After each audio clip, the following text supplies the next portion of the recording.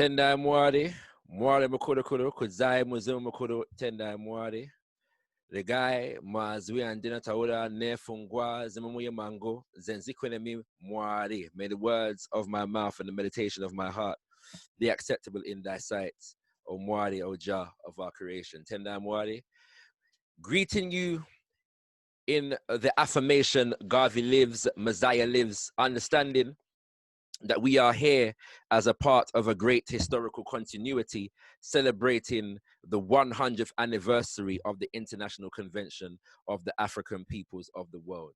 My name is Tafadzwa Shakara Bandaka. I am a born and raised member of the Al-Kebulan Revivalist movement under the leadership of a brother leader Bandaka. My father, who it appears is joining us in the workshop. So I want to begin by acknowledging my father, and the entire leadership of the Al-Kebulan Revivalist movement. We give thanks. And I'm also a member of the UNIA ACL Mosiah Division 304 based in London, UK. I am delivering this presentation as somebody who has been involved in independent African-centered education for the entirety of my adult life in one way, shape, or form or another. And so understanding the fact that when we talk about 1920 and the International Convention of the Negro Peoples of the World, and the fact that they drafted and signed and put forward to the world the Declaration of Rights of the Negro Peoples of the world, and also elected a government in exile for the purpose of liberating Africa and all African people worldwide. We have to understand what our ancestors, as led by the most eminent prophet and king, His Excellency Marcus Mosiah Garvey, were really dealing with. And so we understand that a government is an institution that sits at the center of a nation. The program of the U.N.I.A. ACO was essentially nation building. And so today, what we're going to be looking at is what education is, in the context of Afrikan fundamentalism, which is how Papa Garvey defined his ideology. And thus, the name of the workshop is entitled Afrikan Fundamentalism and the Education Imperative. I will confess that the workshop is approximately 2 hours long. And so I'm truncating it to 30 minutes today, Kings and Queens. So bear with me. There are many things that you won't get in this workshop because of the time. However, most of that will be, usually I take the time to give definitions and go into definitions. I'll be doing less of that today. And I'm going to focus more on looking at the role of education, where our education today is leading us in terms of the world's agenda for us and what we need to develop as revolutionary Africans in this time in terms of an education system that serves our needs as opposed to the needs of our oppressors. And so we go forward, and whenever I'm delivering a presentation, on Papa Garvey, I begin by honoring Mama Amy Jakes Garvey and Baba Tony Martin, because without these two people, we would not have the legacy of Papa Garvey in the way that we do today. And so we honor our ancestor, Mama Amy Jakes Garvey and Baba Tony Martin. I normally would say more, but for the sake of time, we're going to move on, Kings and Queens. All right. So forgive me, because whenever I press a button, there seems to be a little bit of a delay in terms of the computer catching up. So I'm going to wait for that now. 1 second. There we go. Okay. All right. So we're going to begin by talking about institution building. All right. And because essentially the program of the UNIA ACO was a nation building program. And in the words of Papa Garvey, it is necessary for the Negro to pay close attention to developing the appreciation for institutional life. It is incumbent upon him that he also have and control his own institutions based upon his own cultural and civilized idealism. His universities, colleges, and schools may engage in the same process of education, but with an adopted curriculum necessary for the special benefit of the Negro, with the absolute objective of attaining the end that is particular to the Negro. So a few things come out of this quote, which we can find in the course of African philosophy, which is housed in the book Message to the People. The first is, what is our own culture and civilized idealisms? That's the first question, yes? The second, yeah, is, what is the absolute objective desired by us as African people? What special benefit do we want to be served through a process of education? At this point, normally I would give a dictionary definition of education, but we're going to give a more African-centered definition a little bit later on.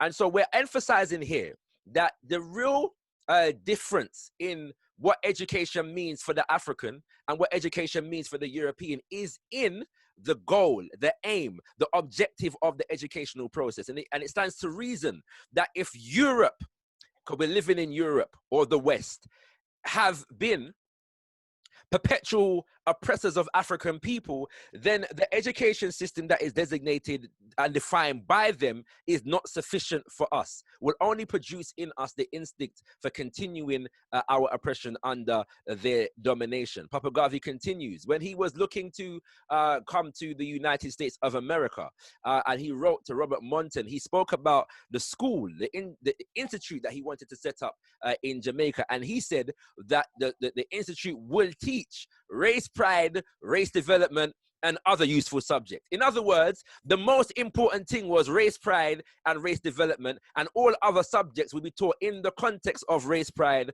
and race development. The importance of that will become clear shortly. Just a few historical points which we won't dwell on today, except to say that the UNIA did have a Liberty University, which was acquired in 1926. It was 66 acres of land.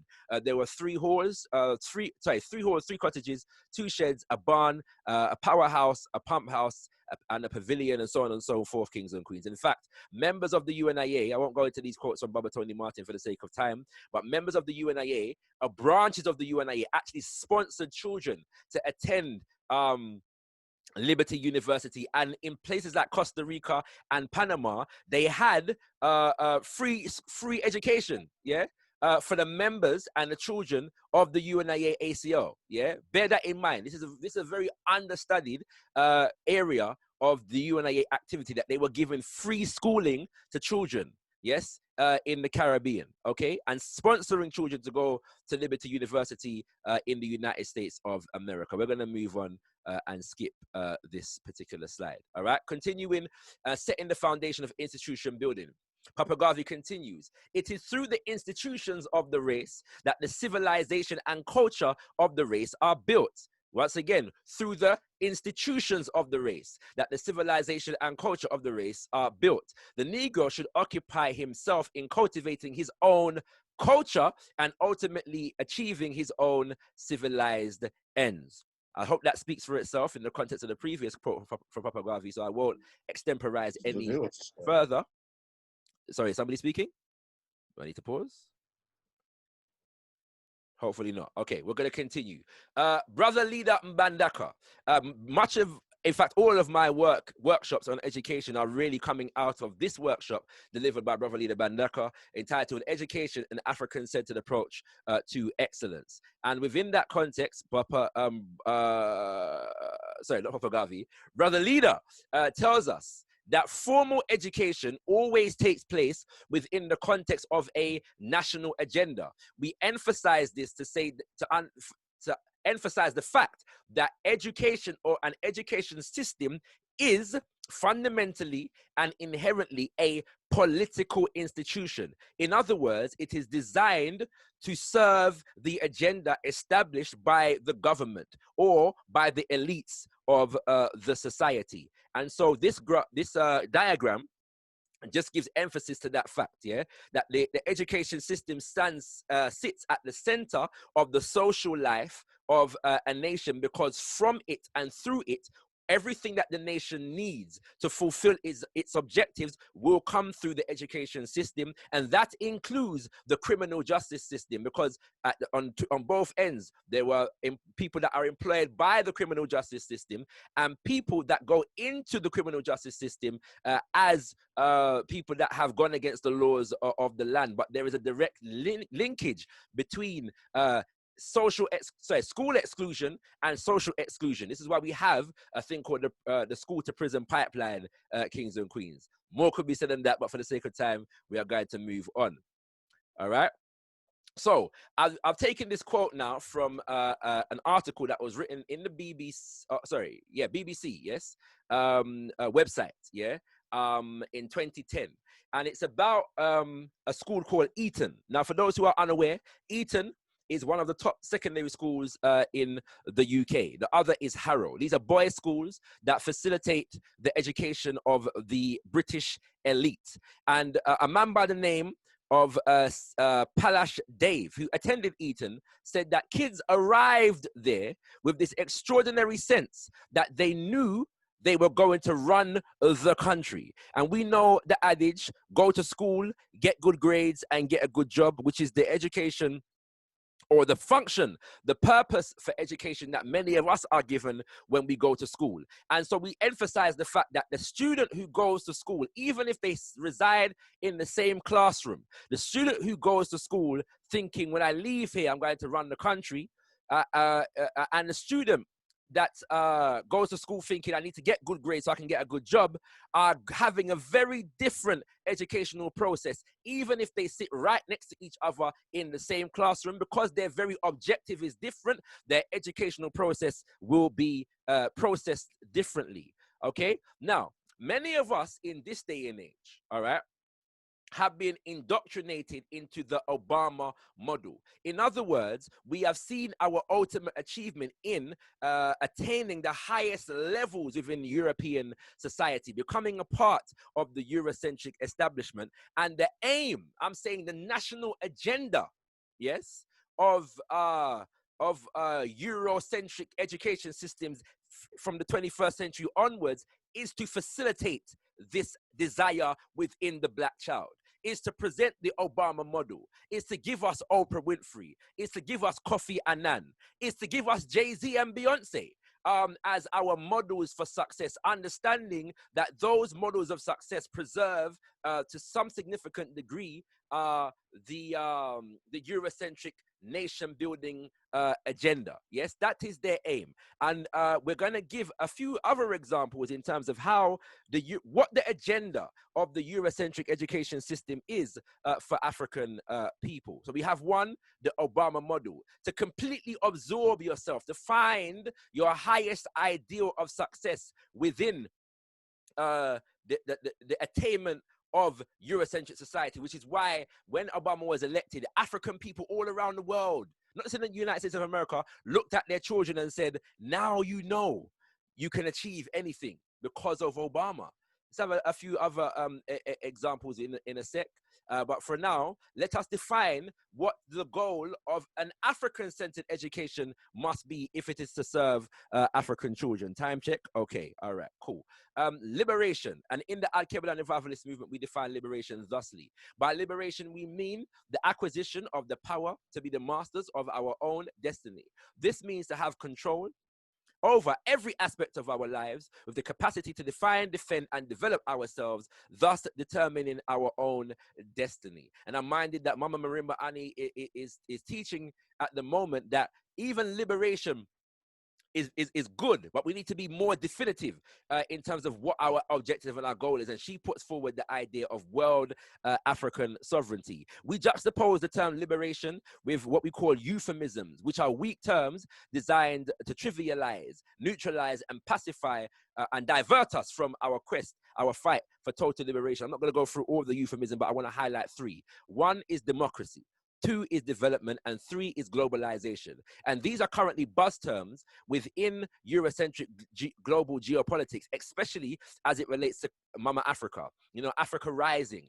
9 of the 10 fastest growing economies or something like that is on the African continent, and all of these things. But all of these concepts, democracy, development, and globalization, are defined by European people to suit European aims and objectives. So if these become our aims and objectives, we will not be forwarding a liberation agenda. We're on the subject of education. All right, so let's go forward. As a part of the globalization mission, the European scientist has done what is called the Human Genome Project.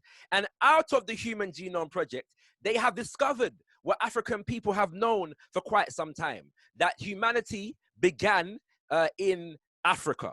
And so, because of that scientific fact, they have come out with a political statement, which is, we are all African. And if we understand the fact that the identity of African was developed and designed by African people, who were inspired to unite African people towards a liberation agenda, we will also understand that this idea of we are all Africans is designed to dilute, to neutralize the African self-determined effort. Because as Mama Marimba Ani teaches us, without clarity on identity, there is no liberation movement.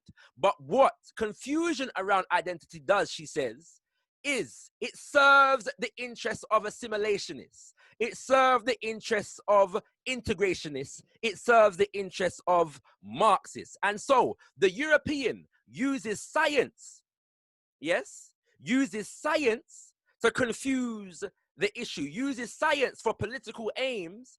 And because science is said to be objective, we find or perceive objectivity in their political aims and fail to recognize the difference between the two. Okay? So we want to be careful of this we are all Africa's narrative, because what they are doing is presenting and creating the environment that justifies their continued robbery, thievery, and exploitation of African land, people, and resources. We have to be clear about this in terms of defining a national agenda for African education. And so it sounds nice. It sounds anti-racist, because Richard Dawkins, one of the people behind this agenda, says we are all African apes. That's what my t-shirt means. Add political, moral, if you wish. Genetically, we are a V uniform species. Shun racism. So because we all come from Africa, that understanding is supposed to relinquish the impact of racism, whilst the European world institutes globalization, which is the rule of the planet under European cultural hegemony. All right, but we are Garveyites, so we deal with African fundamentalism. So we have to understand what the core principles of African fundamentalism are. And as we go forward, race first, self-reliance, nationhood, and African spiritual orthodoxy. And so we get to a program that I am in the process of developing, and it's called MEDUKATION, Establishing the Need for African-Centered Education. This is me now trying to see where we need to take our African-centered education efforts, and developing into full-time permanent institutions, but also the need to develop expertise in the field of African-centered education. Where would we go if you're building an African-centered educational institution to find teachers, yeah, psychologists, and child support in whatever field, yeah, qualified personnel in the field of African-centered education? So we need not just to be teaching children within African-centered educational institutions, we need to be training and teaching adults in the capacity to fulfill the African-centered educational objective. And we're going to go forward with that right about now. At the foundation of African-centered education is the African worldview, seeing things from an African perspective. And then we have the purpose, the methodology within African-centered education. Then we have the purpose of African-centered education. And from the two, we define our ideal of success. So when we speak about purpose, we understand community development and nation building. How I define it is really community development relating to where we are at the moment, anywhere in the world, as people dealing with our local objectives. And then nation building is our macro, mass, worldwide objectives. As far as methodology, we deal with multidisciplinary and by cognition, and that will become clear as we go forward. All right, but let's quickly define nation building, which is the process by which people synchronize their consciousness, affect their agency, and empower themselves in order to become a sovereign, cultural, economic, and political entity. The best book that I have come across written on African-centered education is this one by Baba Kwame Aje Akoto, who I'm made to understand is now an ancestor. So we want to send blessings and elevation to the spirit of Baba Kwame Aje Akoto. And he defines education as the ritualized reaffirmation of the national identity. It is anchored in the real and idealized history of a people. The nation's education is shaped and given impetus by the cultural, ideological assumptions, dynamics, essential values, priorities, and goals of the nation. Education, formal and informal, lies at the very core of the nation, as it involves the codification, perpetuation, interpretation, and transmission of the national history and culture. History and culture are the fundamental building blocks and cohesive force of the nation. And this is here because it emphasizes what Papa Garvey spoke about earlier in terms of our own culture and civilized idealisms. I'm hoping that speaks for itself, but maybe we'll have some time for Q&A. So if there are any questions about this definition, feel free to ask me at that time. Okay? But in looking at all of this, Mama Marimba Annie guides us that through all of this, we need to develop some standardized curriculum material that can be dispersed throughout the African community and throughout the world. And so we come back to Baba Kwame Aje Akoto, and he speaks about what he calls the African-centered thematic inventory, which basically lays the foundation for the basic principles and values upon which our education system is built. And we're going to just skip this and go to the breakdown, yeah? So what you see here is that the African-centered thematic inventory in numbered, and the various different curricular fields, yeah, lettered, yeah? So the curricular domains represent the thematic inventory. And so the first is the cultural and the ideological, and you can see the subjects there. The second is the spiritual and the affective, and you can see that the subjects there. The third is the socio-political and the economic. You can see the subjects there. And the fourth is is technology, and you can see the subjects there. The fifth is nation building, and you can see the subjects there. And so this is the basic framework for an African-centered curriculum. In other words, within an African-centered educational institution, Baba Kwame Aje Akoto is suggesting that this be the basic framework for the education system. So each curricular domain represents a department of study, and the subjects are taught by the same teacher or a group of teachers who coordinate the efforts, because the subjects are linked under the curricular domains in order to emphasize interconnectedness in relation to the subjects. Yeah. So the question then becomes, how do we develop educational institutions that are able to employ this strategy? Okay. He explains each curricular domain includes several specific subjects that are integrated to reduce compartmentalization. That is typical of subject-centered curriculums, yeah? And he goes on, the experiences of independent schools have demonstrated that when several related subjects are grouped into a singular curricular field and taught by a singular instructor or team, the subject material is made more meaningful to the student. The students also recognize the relationship of the several areas of study, and the demonstration of the social relevancy is facilitated. Yeah. And so I've put this quote here to emphasize the fact that whilst we have African-centered educational institutions, one of our jobs at the moment is to record and collate the experiences, the success stories, the challenges of these educational institutions for the sake of developing standardization or unified consciousness in terms of how to employ and strategize and develop African-centered education. Because we have success stories, we have tried and tested methods, but we need to do more work in terms of collating that information and making it functional and useful and available to our people at large. And so I'm going to deal with a few examples of a workshop series that I have written. I would like to develop within the next 2 years, and have it on stream for people, brothers and sisters in the community to take part in, all right? And the hope is that this will develop into a viable African-centered educational teacher training process. At the moment, it's just a series of workshops, that give an introduction. And so I'm going to give you a few examples of some of the workshops that will exist in the series. Firstly, laying the foundation, establishing the framework. As the title suggests, this session will establish the basic foundation for the entire program. It will focus on the definition and application of concepts and terms as they apply to the British education system, society at large, and those specifically related to the program. Some of the terms that will need to be defined are education, teaching, white supremacy, racism, national agenda, nation building, community development, identity, underachievement, African worldview, European worldview, academia. This is important because from an African-centered point of view, we don't assume that these words will mean the same thing that they do within a Eurocentric point of view. And so we have to reorientate ourselves towards African definitions, even if we're using the English language. Overstanding, session number 2, overstanding the relationship between British education and African people. That one speaks for itself, so I won't go into it too deeply.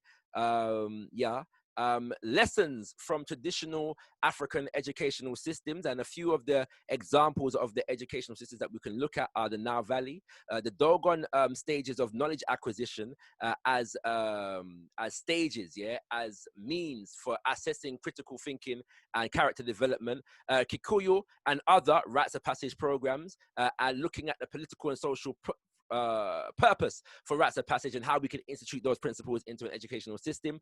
Pantheistic cosmologies as frameworks for understanding the self. Within African-centered education, character development must be paramount. And within our indigenous spiritual systems, we look at the Neteru, we look at the Orisha, we look at the Odinani or the Nkisi in our various different spiritual systems. These are all frameworks for developing the self, character, consciousness, spirit, and so we have to look at what that means in terms of an African-centered educational process. I'm gonna move forward for the sake of time. All right. I hope ones are following me. I know I'm going very, very fast. I'm gonna skip that particular slide.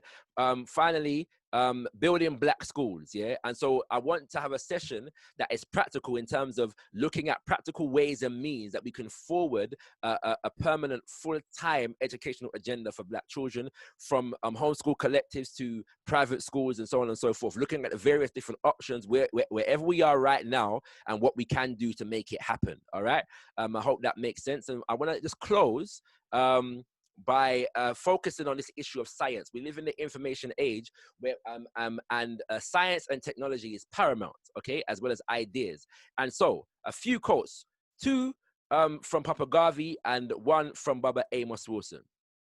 Papa Garvey says, the battles of the future, whether they be physical or mental, will be fought on scientific lines. And the race that is able to produce the highest scientific development is the race that will ultimately rule. Yes, kings and queens? All right, that's, forgive me for forgetting the reference. However, that is said in Philosophies and Opinions of Marcus Garvey, He continues, in your homes and everywhere possible, you must teach the higher development of science to your children, and be sure to develop a race of scientists par excellence, for in religion and science lies our only hope to withstand the evil designs of modern materialism. But Baba Amos Wilson guides us that science doesn't pop up because you know science or just because you're some scientific genius.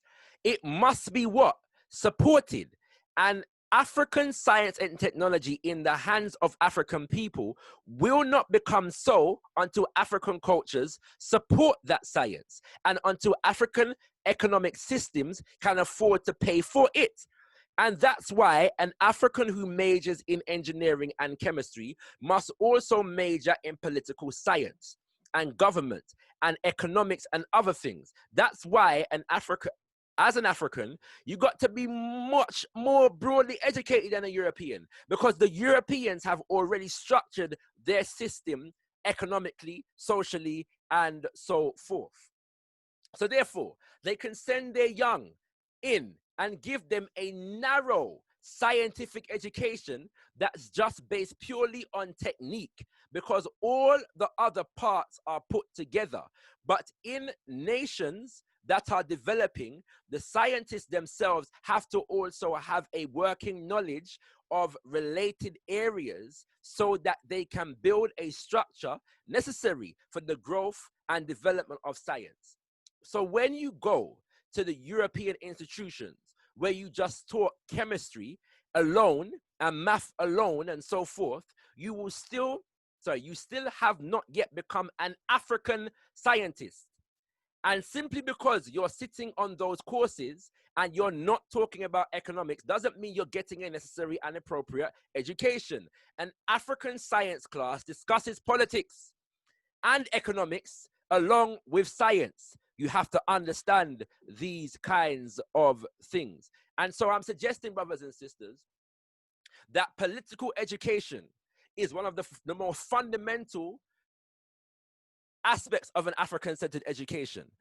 Mama Marimba Ani featured on our Kebalan's radio show once, a couple years ago, and it was a tribute to Baba Bobby E. Wright, and she paraphrased Baba Bobby E. Wright, saying something to the effect that our schools will be sufficient for a period of time, but they will lack significance if there is not real world and real life institutions to receive the products of those institutions once they are old enough and once they have graduated from those institutions, kings and queens. And so as we have to realize that our African-centered educational institutions must be connected with the actual work that is taking place in Pan-African organization and institutions, that the schools must be connected to businesses in our community that are run by the organizations in our community, for example.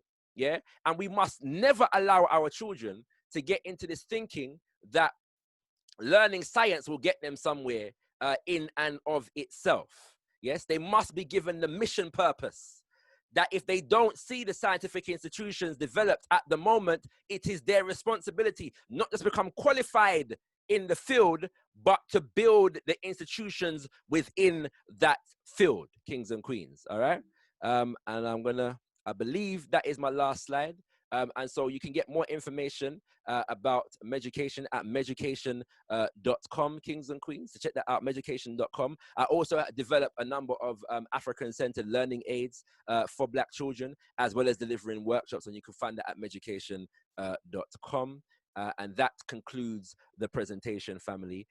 Brother Akili, do let me know if we have time for questions and answers. I thank you for your patience and for following me through that tour de force, that swift perusal through those slides, kings and queens. Tenda Mwade. Great presentation, Brother Shakara. Very powerful information. We absolutely have a lot of time for questions. So if you have a question, feel free to write it down in the comments or raise your hand. You can unmute yourself if you feel comfortable talking. He had a lot of powerful information, so feel free, if you have a question, to ask anything, drop it down in the chat, and Brother Shakara will answer any. How long do we have, Brother Akili? For Q&A. We have a good 25 minutes. Oh, I could have gone a bit slower then. Yeah, you went kind of fast. But I mean, if there's any information you want to backtrack and maybe go back over, that'd be fine. No problem. whatever you would like to do. I don't see any questions coming in or any hands being raised. So if you want to go over any information, that'd be fine. All right. Well, I'll give it a few minutes for the questions, and then I'll see. Right, brothers and sisters. Yeah, so I've gone through that very, very quickly. So feel free to come through with your questions. I'm gonna stop sharing my screen, and I'm probably gonna bring up the longer version of the presentation, just so you know I can reference anything should I need to. All right. But once again, thank you for staying with me throughout that. I hope I wasn't going too fast for you to take in everything.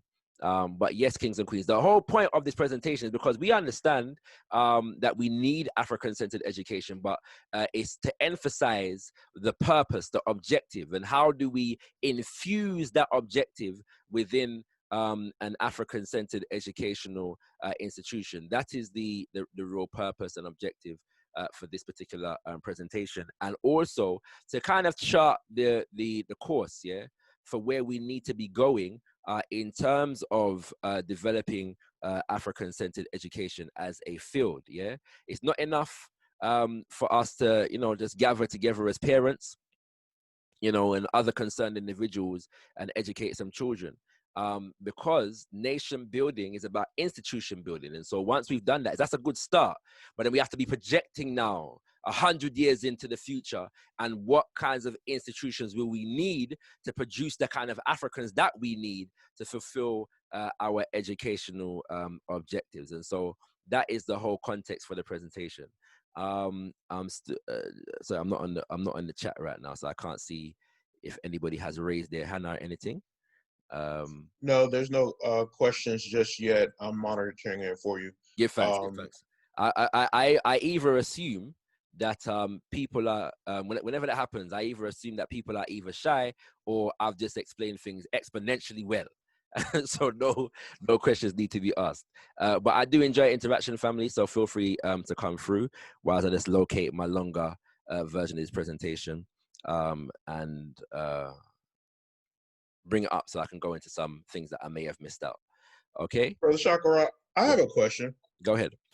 My question would be, how do we, you know, obviously we don't have a great amount of African-centered schools or Yes. even African-centered institutions. Mhm. So where do we start as a people? How can we even begin getting past just the inception stage? How do we start initiating those plans to building those kind of institutions and schools and things like that? In my experience and observation, and when I say experience and observation, I mean my personal experience, but also looking into this in terms of the Black world and how brothers and sisters are actually becoming successful. It is about, first of all, starting with homeschoolers networks, yeah? And I mean networks, okay? Not just I'm taking my children out of school, and I'm going to educate them at home. I'm talking about linking with other brothers and sisters who are doing the same and creating a community around that. Yeah, and there are various legalities that you have to go through in order to do so. But you know what? If you're strategic enough, you should avoid any pitfalls. Although the system, in some instances, will try to come for you. Yeah, and so that is the most viable starting point that I have seen. And I speak as the Al-Keblan Revivalist movement has a Saturday school, the Al-Keblan Academy of Excellence. We also have a homeschoolers network, which is the Ma'at Academy of Excellence. And that's how the Ma'at Academy of Excellence was actually started, yeah? Group of parents who wanted to educate their children in an African-centered fashion and collectivize their efforts in order to do so to varying different degrees. If I look at, for example, just two other examples, sorry, three actually. Queen Thais, yeah, in Atlanta in the United States, similar kind of story. You have Brother Marcus Klein, yeah, who is on the East Coast somewhere, I forget in which city, in the United States, has a similar kind of story. And then you have Brother Obadele Kambon, who is residing in Ghana, but started an educational institution based upon similar principles, yeah? And so, yeah, you know, that is the most viable starting point. Now, sustainability becomes the problem, yeah? And so when we're talking about sustainability and growing these institutions so that they can cater for more of our people, we have to develop African-centered education as, I don't want to use the word industry, but like a career, so to speak, yeah? And so for all forms of careers, you have training, yeah?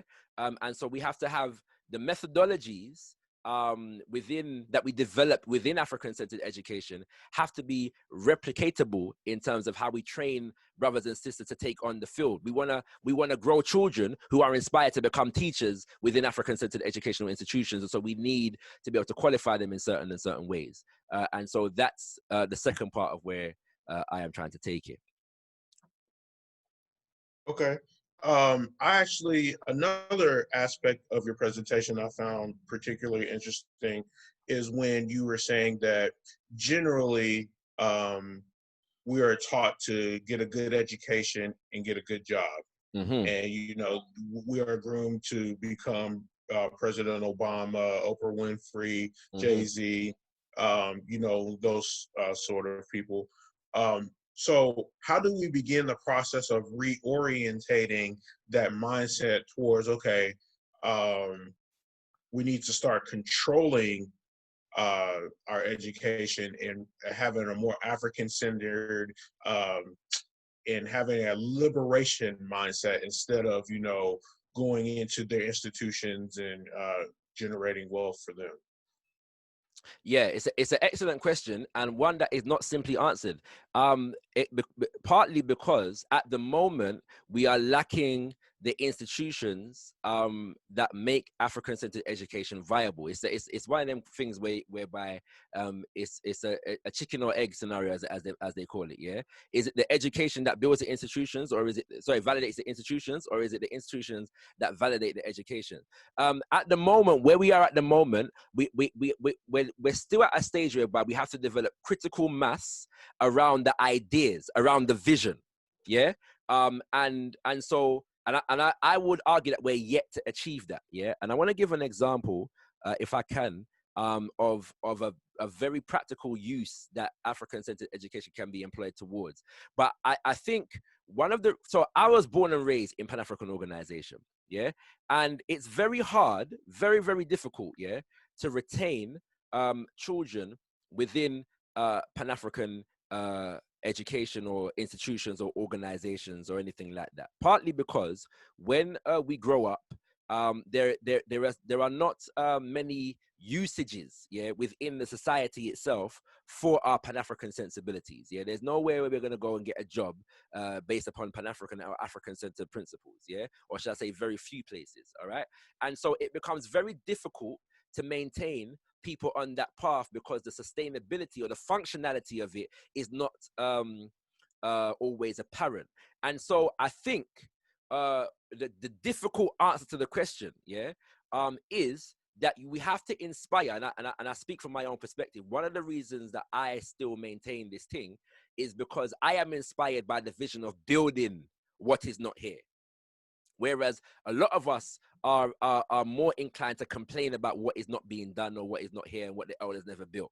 And so it's about instilling in the children that we're teaching the idea that you are builders. Yeah. If I had more time, and maybe I will play it. There's a call and answer. Yeah. Affirmation that Brother Leader Bandaka does with the children within our educational institutions, yeah, that sets the foundation and the purpose for the education.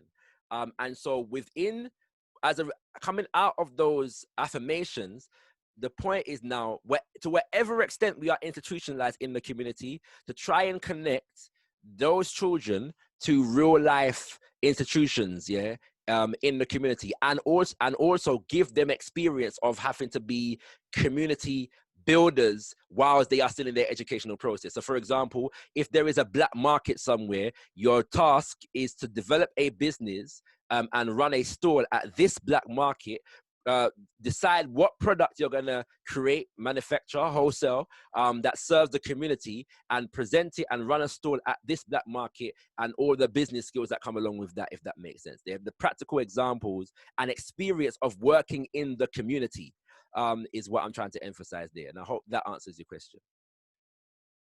Yes, sir, it does. Okay, we have a question from the chat from Brother Kwame Shabazz. He asked if you're from the UK, and he also asked if you are from the UK, what are some of the challenges to Afrocentric education that are specific to the UK? Excellent question, and Brother Kwame Shabazz, I am familiar with you and your work, so thank you for being here. I am humbled. Some of the specific challenges, you know, there are not many specific challenges. Yeah, what I mean is that most of the challenges would relate to Africans everywhere. However, a few years ago, there was there was a coalition government. The Conservative Party and the Liberal Democrats formed the coalition government because none of them could find a majority in the parliament.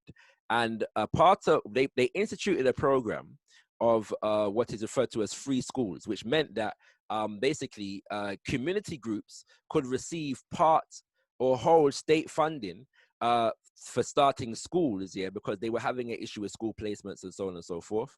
But you had to apply, yeah. And so this presented an opportunity for different culturally specific groups and interests, yeah, to come together and, you know, formulate school agendas and receive funding for doing so. So as a result, a number of different African, and if Mama Kai is listening, she could probably speak to this better than I can. So feel free to speak to this, Mama Kai, if you are so moved.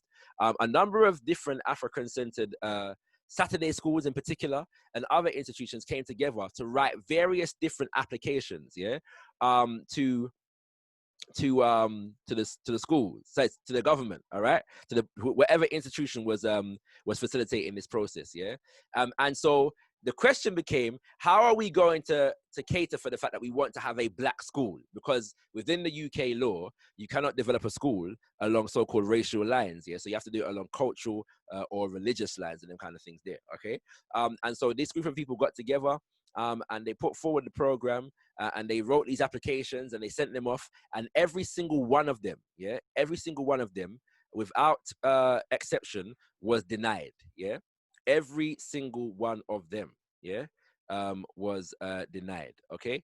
And so, you know, we have those kinds of problems, which, you know, ultimately is a problem of resources, because if we did have the resources, we wouldn't need to be, you know, filling out applications. You know what I'm saying? So that's one example of a UK specific situation. The other, however, is concerning the fact that the makeup of London in particular and the UK in general. There's between 2 and 3 million, yeah, Africans living in the UK, half of which live in London. And we are a little bit more dispersed, yeah, than a lot of our brothers and sisters in the US of A. Yeah, and so having a concentrated African community, there's something that comes with having a concentrated African community that solves at least some problems. Yeah, because we don't have that in the same way, it can be difficult in terms of acculturating our people to the need for race first, so to speak, education. And I hope that answers that question. Brother Shabazz, did you have a follow-up question? I think you did a good job answering the question. Yes, family. There's a and I do like to hear voices as well, family. So if anybody wants to unmute their mic, can they unmute their mics, Brother Akili? Sure. Okay. Yeah. So yeah, feel free to unmute your mic, family. I'd love to hear your voice. I'm trying to find this call and answer affirmation process that we go through. And I also want to show brothers and sisters the work of Baba Kwesi Pra. Yeah. And so in terms of looking at tangible goals that can inform an education process, he has something called the African Literacy Project. Yeah. And so if I can, I would share that with you. Are you saying that? I said I'm going to say. Tenamwar? Tenamwar? Tenamwar. Greetings, Mama Kai. Tenamwar.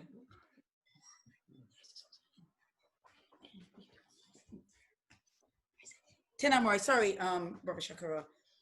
Just to, let me just enable the video, sorry.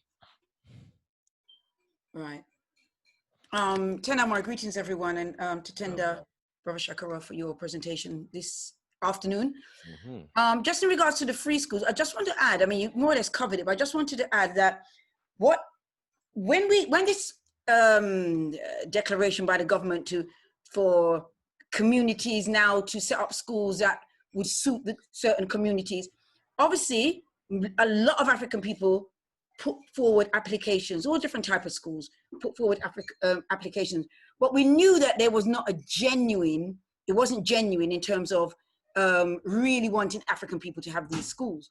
So what we did is that we formed a conglomerate. So we got all the schools, not all the schools, those of them that wanted to respond, to let's put together applications that are similar or support each other in putting forward our applications. And so even though we did that, still, I mean, there were some brilliant applications. I mean, top class, high spec applications. They didn't give them a look in. I don't know if you mentioned, because I missed some. One sister, you know the sister, I'm trying to remember her name now. She put forward an application, they rejected it, and she took them to court. Yes, and, her name will come to me in a second, but yeah, go ahead, yeah. And she won her case to have the school, but because of, you know, the whole process to go through to get the school, she saw, you know, she just said to herself, they're not really committed to it. So she knew that even though she won the application now to go ahead to the school, she knew that they're going to create more obstacles. And so she decided just to go private and do her own thing. Yeah. And so, and I said there were a number of really good applications. I remember Ace Academy, they put an application with another school. This is a white school called Harris Academy. And Harris Academy has a number of schools across the country. And they said, okay, putting the application in with Harris Academy will make it, you know, viable. So they put, I said they didn't need to go with Harris Academy, but they put their application with Harris Academy.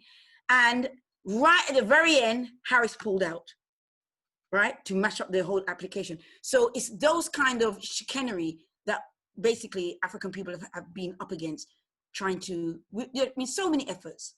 I couldn't even start to say, but so many efforts to put African-centered schools in place. And obviously we have done our little homeschool collective as well. But yeah, those are some of the challenges. Tenamwar, give thanks for that, Mama Kai. And I think that we can safely say that one of the biggest challenges is the fact that for the most part, our people are not race first, right? So we're trying to engender a sensibility within our people for something that, you know, oftentimes we're yet to develop the proper appreciation for, as a community.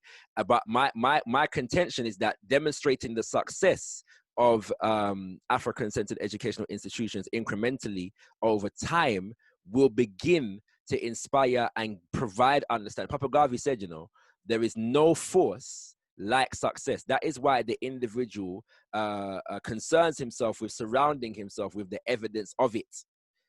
Yes. And so on whatever small level, that we can demonstrate the success of African-centered education, we will inspire our people to at least look into it, and these kinds of things. And so, unfortunately, I found the video, but I'm trying to find the Kwesi Bra stuff.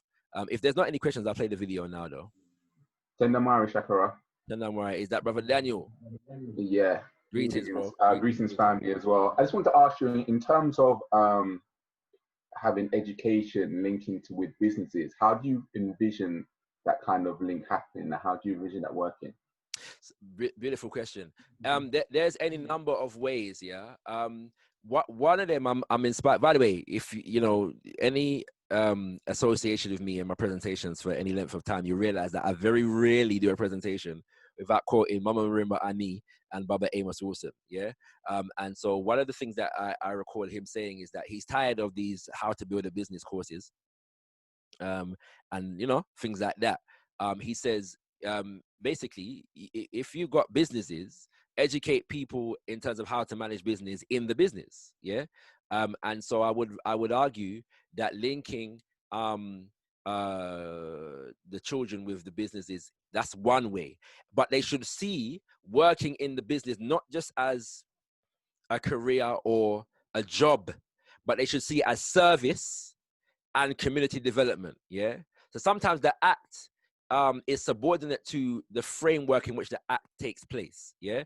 So you're working in, you know, whatever business it is in the community as an act of service first, yes? Then we could talk about how much you should get paid or how you should handle money, or, you know what I'm saying, them kind of things there. But I also think that it's not just about businesses.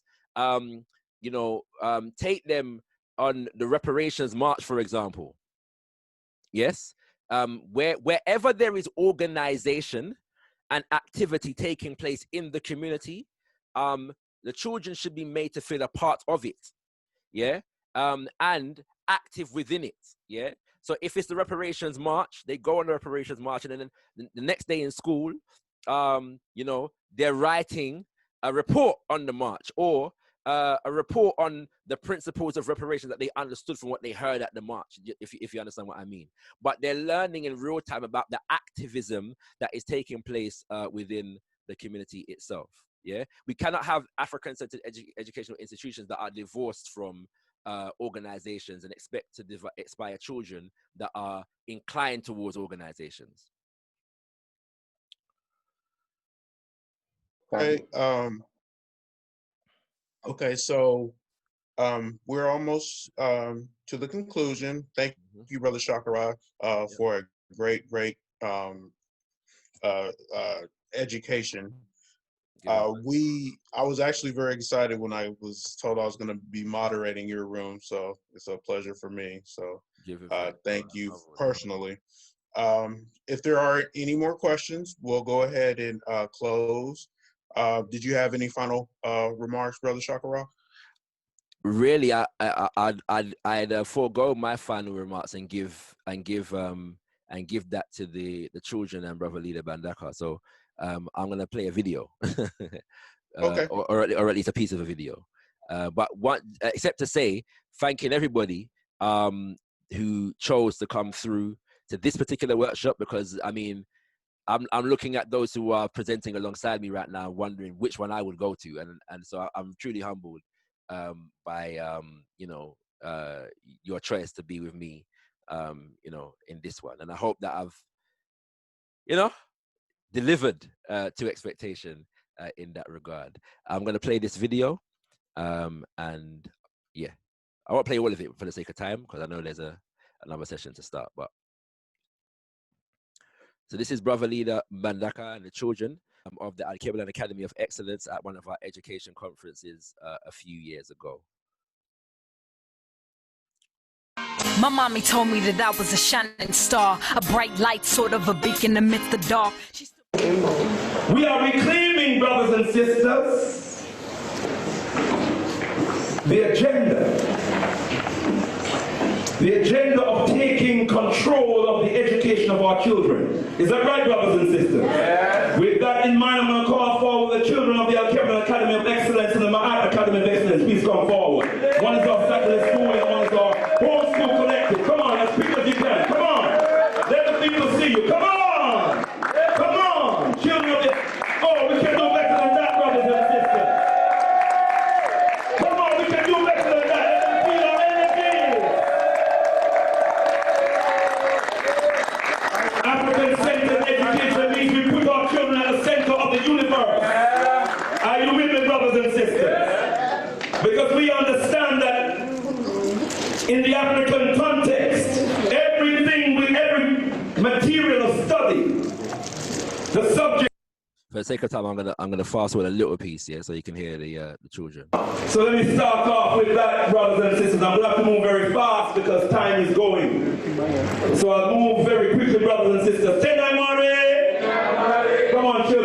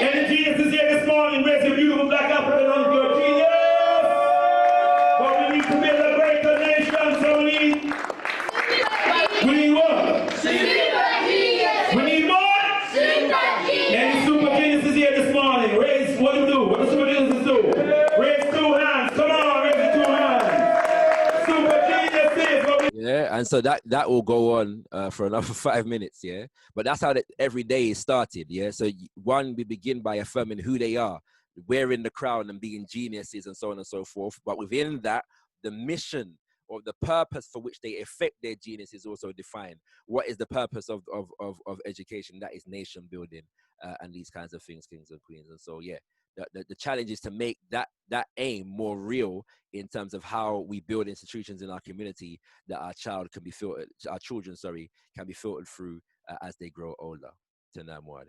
Garvey lives, Mosiah lives. My mommy told me that I was a shining star, a bright light, sort of a beacon amidst the dark. We are reclaiming, brothers and sisters, the agenda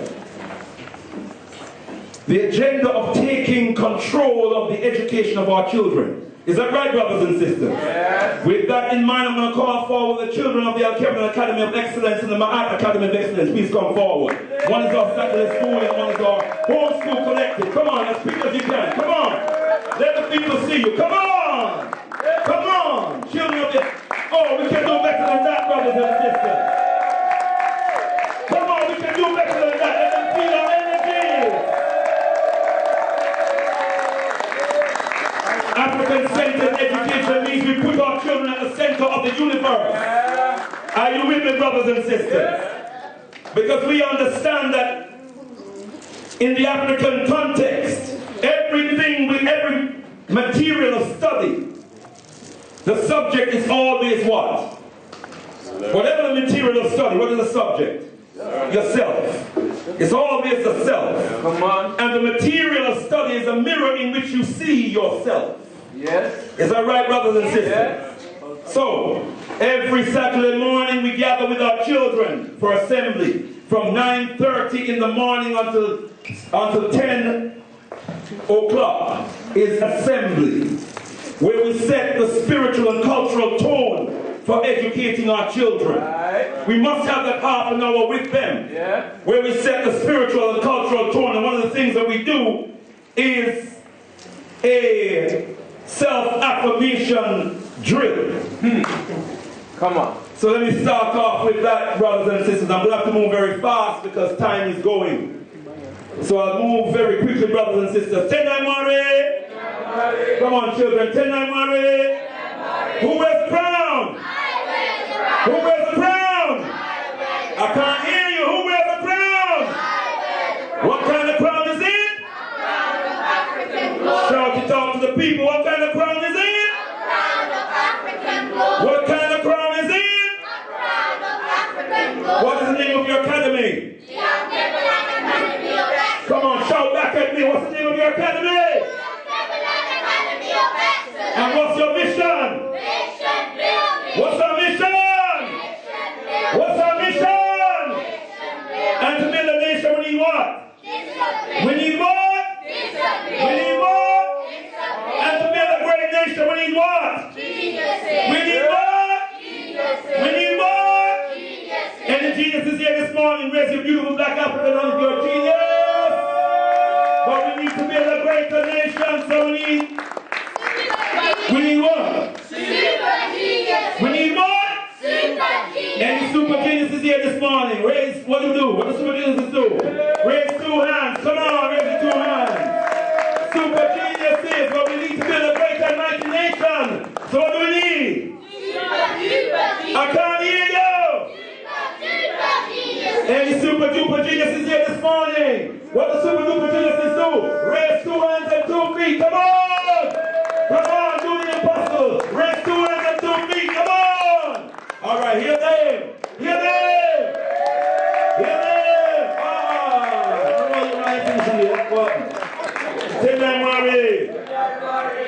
What do our geniuses work for? What do we work for? What do we work for? When we remind ourselves that success is 90% and 10%, 90% and 10%, and by preparation we mean what? We mean what? We mean what? All those going to work hard this morning. See beautiful black African hands will work hard. Come on. Raise it up in the air. All right, because we know that hard workers are good. Hard workers are good. Any learners here this morning? Raise your hand if you're a learner.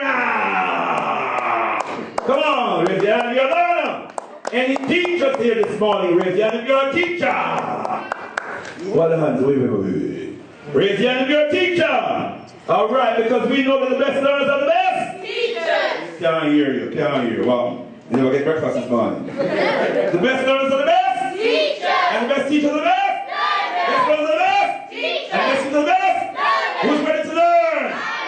Come on, who's ready to learn? You don't sound ready. Who's ready to learn? All geniuses. All geniuses. All geniuses. That's right, all geniuses stay focused, all geniuses stay focused, all geniuses. What's the ultimate purpose of education? To draw out and unfold the powers of mind. Ibium. To draw out and unfold the powers of mind. Ibium. To draw out and unfold the powers of mind. Whose mind? My mind. Whose mind? My mind. Whose mind? Which is the most powerful mind on the planet? Which is the most powerful mind on the planet? Which is the most powerful mind on the planet? Why is your mind the most powerful mind on the planet? Ibium.